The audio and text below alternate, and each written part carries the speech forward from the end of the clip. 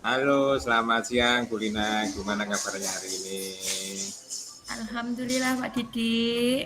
Ya, terima kasih ya sudah datang pada pertemuan kali ini. Nah, kita tidak punya banyak waktu nih Bu Lina, sekitar 15 sampai 20 menit. Apa nih yang akan kita omongkan kali ini? Ya, tentang murid yang mengalami kesulitan dalam hal belajar, Pak, dan murid-murid saya itu dalam mengumpulkan tugas itu kurang antusias, hanya beberapa siswa saja yang mengumpulkan tugas. Oh ya, jadi kesulitan dalam belajar dan mengumpulkan tugas Bu Lina ya. Ya, Nah, uh, apa nih yang akan uh, Ibu rencanakan mengenai hal ini, Bu Lina? ya begini Pak Didi, saya itu akan membuat seperti terobosan baru dalam hal untuk meningkatkan antusias anak-anak dalam menerima pembelajaran dari saya.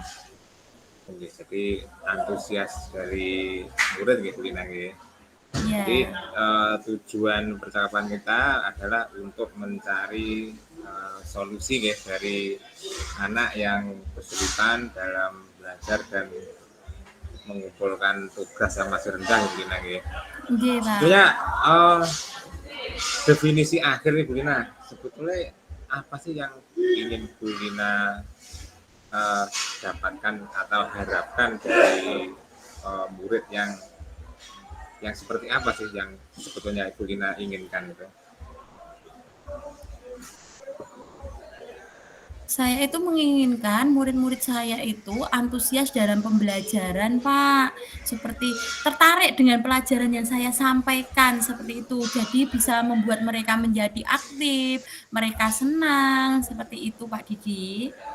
Oke, jadi aktif tanya jawab mungkin gitu ya kalau Iya, mungkin kurang Ibu mengerti, kemudian lebih kepada minat ya, tertarik minat dengan mungkin medianya, mungkin Bu Lina mengajarnya, dan juga aktif dalam mengumpulkan tugas dan seterusnya gitu Lina gitu.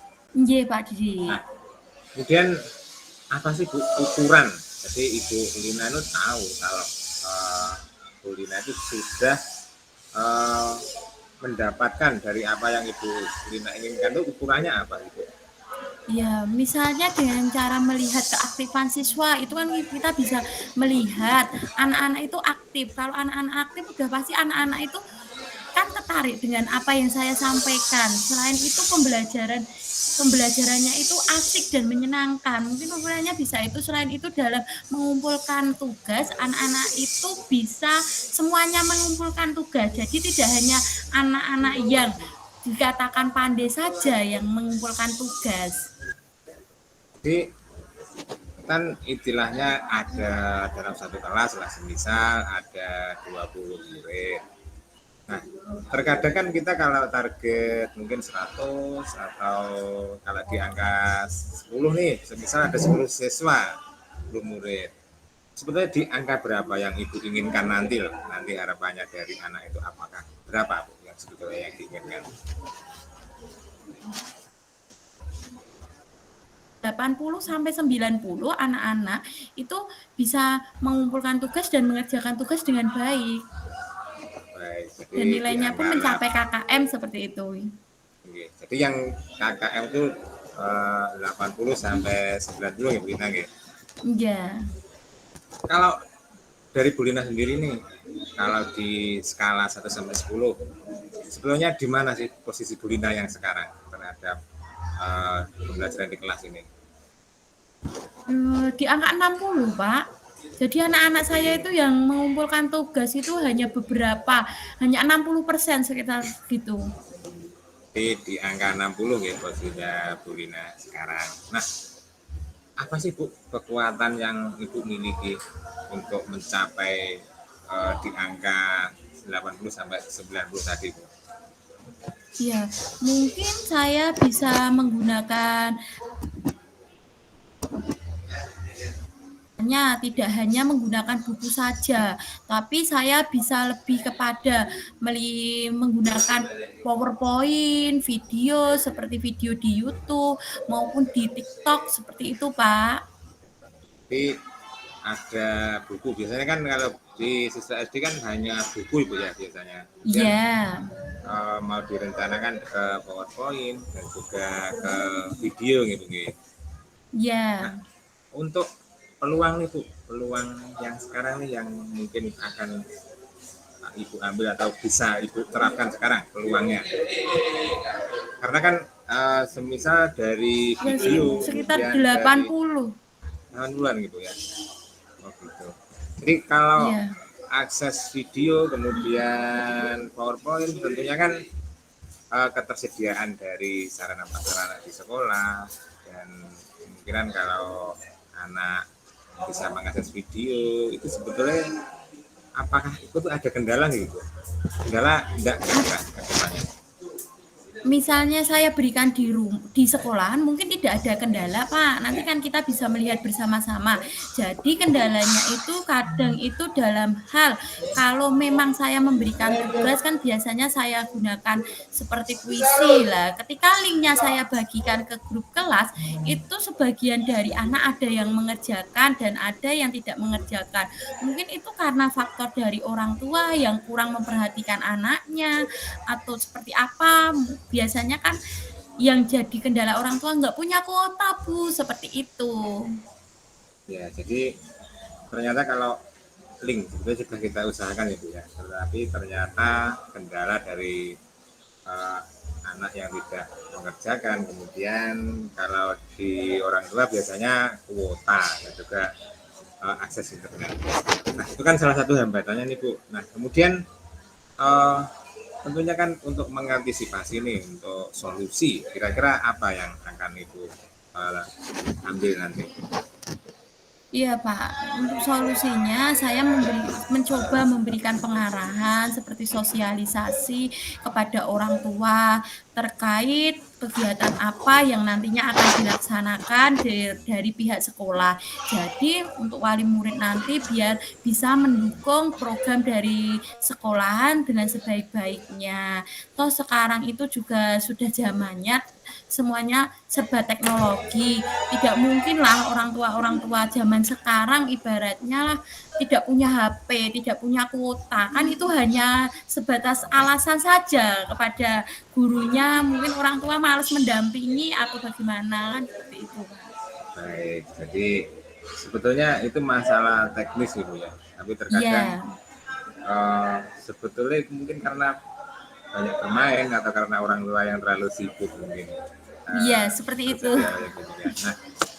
Nah, untuk rencana sih Bu, rencana yang spesifik berdasarkan urutan nih, urutan yang dapat Ibu ambil mulai dari mana nih yang akan diterapkan, direncanakan. Iya Pak, yang pertama itu saya nanti akan merancang pembelajaran yang mengasihkan dengan menggunakan berbagai sumber belajar tadi seperti video YouTube, TikTok. Yang kedua, saya akan tidak terlalu banyak dalam memberikan tugas, ya di mana nanti saya dalam pemberian tugas itu lebih kepada memperhatikan minat dan bakat murid-murid saya. Istilahnya dalam saya melaksanakan pembelajaran itu menggunakan pembelajaran yang berdiferensiasi sehingga murid saya nanti tidak terkesan dipaksa tetapi mereka memang senang mengerjakan tugasnya, misalnya dalam hal membuat drama, lagu, puisi, pantun atau membuat semacam laporan gambar-gambar yang menarik, poster atau apa seperti itu Pak. Oke. Jadi uh, penggunaan dari model pembelajaran mungkin itu ya, kemudian Iya. sumber belajar yang beragam, bisa pakai buku, YouTube, kemudian ada juga tadi supaya anak dapat mengumpulkan tugas dengan berbagai bakat. Nah, itu kan ada beberapa yang akan direncanakan. Kemudian prioritasnya Bu, prioritas yang ingin segera Ibu akan terapkan itu yang mana? Dari beberapa yang Ibu sampaikan tadi. Dengan menggunakan itu Pak, video pembelajaran dengan video.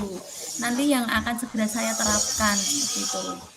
Jadi menggunakan video dulu gitu yang Iya. akan diterapkan yang pertama. Nah, Kemudian strateginya Bu, katakanlah kita punya beberapa rencana, kemudian planning yang matang. Nah, kita ke paradigma atau pendekatan apa yang akan Ibu ambil untuk menjalankan rencana itu ini? Ya, sebenarnya saya melakukan pendekatan dulu, pendekatan pada siswa. Setelah melakukan pendekatan dengan siswa, saya akan melakukan pendekatan dengan orang tua melalui sosialisasi. Sosialisasi tadi, selain itu saya juga berkolaborasi baik dengan kepala sekolah, dengan guru dan teman sejawat seperti itu, Pak. Jadi kolaborasi dengan seluruh warga sekolah ya. Ya, dengan Oke, stakeholder yang ada di sekolah. stakeholdernya. Oke, Bu Lina. Nah, tentunya kalau kita bicara waktu nih untuk mencapai dari pelaksanaan rencana yang Bu Lina sampaikan tadi, kira-kira butuh berapa lama nih Bu? Sebenarnya tidak membutuhkan waktu yang lama, Pak. Kalaupun 1 minggu, nanti kalau saya mungkin tidak ada kesibukan yang lain, mungkin bisa saya lakukan, Pak. Gitu. Oke, jadi tidak butuh waktu yang sampai berminggu-minggu gitu ya, jadi cepat. Ya, tidak, Pak. Oke. Ya. Kemudian ini Bu, tentunya kan Ibu punya ukuran keberhasilan.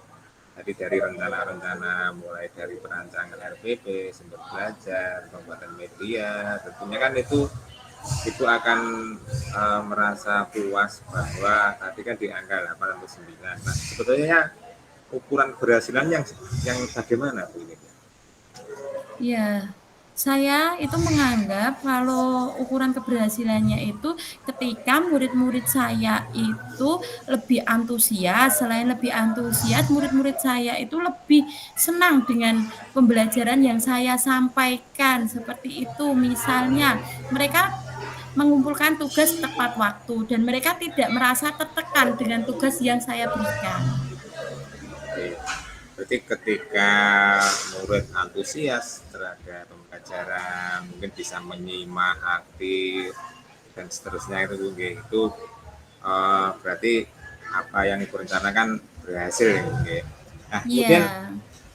komitmennya nih Bu. Nah, komitmen dari Bu Lina ini untuk melaksanakan rencana aksi dari Bu Lina ini apa ya komitmennya? Iya, saya itu berkomitmen, Kak, untuk selalu membuat rencana pembelajaran yang mengasihkan dengan menggunakan banyak sumber belajar untuk dieksplorasi ke materi pembelajaran, sehingga murid-murid saya itu dapat menjalankan Merdeka Belajar sesuai dengan filosofi Ki Hajar Dewantara, dan dalam kegiatan pembelajaran murid-murid saya itu senang dalam kegiatan eksplorasi materi tersebut tanpa ada suatu unsur paksaan, dan dalam pemilihan sumber belajar pun saya harus menyesuaikan dengan minat murid saya, jadi sesuai dengan kebutuhan murid saya, seperti itu. Baik, berarti pembelajaran berdiferensi tadi Bu ya untuk Iya. memenuhi kebutuhan belajar murid. Nah, tentunya apa yang sudah Bu Lina komitmenkan, Bu Lina sudah komitmen seperti itu. Nah, kira-kira siapa sih yang dapat membantu Bu Lina? Apakah semua warga sekolah atau mungkin ada melibatkan unsur yang lain Bu Lina? Iya, saya akan meminta dukungan sepenuhnya baik dari kepala sekolah maupun dengan teman-teman guru, dan saya akan mengajak seluruh guru-guru yang ada di sekolah saya untuk mungkin dalam hal memperbaiki itu kegiatan pembelajaran yang selama ini murid-murid terkesan membosankan menjadi pembelajaran yang mengasihkan, seperti itu, Pak. Baik Bu Lina, hari ini ternyata sangat menyenangkan sekali. Sudah tidak terasa waktunya sudah mau habis nih Bu Lina. Nah, kira-kira kapan kita bisa ketemu lagi membahas tentang hasil dari rencana yang telah Ibu sampaikan tadi? Iya, 1 bulan lagi bisa, Pak. Nanti Satu bisa bulan Pak Didik lagi. bisa melihat. Iya, terima kasih Bu Lina atas waktunya pada kesempatan kali ini. Selamat siang, semoga sukses selalu dan tentunya saya tunggu kabar baiknya. Terima kasih Bu Lina. Assalamualaikum warahmatullahi wabarakatuh. Waalaikumsalam warahmatullahi wabarakatuh. Sama-sama. Kita refleksi langsung, Pak. Baik, iya Bu Lina. Tentunya kan uh, apa yang sudah berjalan Bu dengan baik selama percakapan kita ini tadi. Ya, untuk pusingnya kan kita sudah berjalan baik. Hanya Pak Didi kemarin kan itu untuk kegiatan awalnya Pak Didi udah memberi masukan sama saya, tapi ternyata di pelaksanaannya ini tadi Pak Didi malah kelupaan. Tahu-tahu Pak Didi menanyakan apa yang kita lakukan kan sebenarnya tidak, lebih kepada oh Iya, iya Bu betul. Lina kok kelihatannya murung sekali. Kemarin kan Pak Didi Betul, udah Bu. bagus banget padahal. Tapi ini tadi mungkin Iya, karena muridnya itu banyak yang datang jadi mungkin seperti betul. halnya terganggu. Betul sekali. Karena kan ini ada Iya, pembelajaran, jadi situasi. Kemudian saya lihat Bu iya, Lina sudah banyak senyuman, berarti sudah siap. Tapi ternyata kebalik situasinya. Jadi ternyata iya, menjadi penting ya, menjadi penting bahwa iya, sebelum memulai coaching itu ada suatu ikatan batin mungkin gitu, satu nggih, apa namanya saling membutuhkan dan kemudian ada rasa yang berceria, situasi yang iya, menyenangkan, baru kita ke coachingnya. Tapi iya, tadi terlalu langsung to the point, jadi iya. akhirnya Makanya terlihat kaku. kemarin iya Pak Didi sendiri pun yang ibaratnya mengkritik saya seperti itulah. Hari ini tadi malah Pak Didi sendiri yang seperti itu saya. Oh Pak Iya, Didi kok langsung seperti ini gitu. betul. Mungkin ya grogi ya. Iya, Oke, baik. Kemudian yang kira-kira Bu, yang perlu ditingkatkan atau yang perlu kita perbaiki.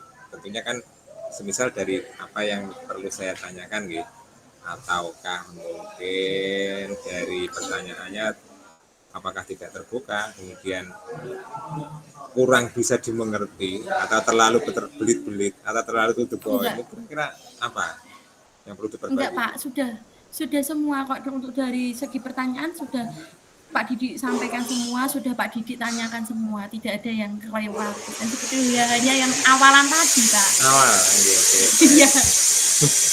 Ini kemudian kan dari sesi awal sampai akhir tadi kan tentunya ada beberapa hal mulai dari gestur, mindfulness, apakah ada yang perlu dikoreksi Bu?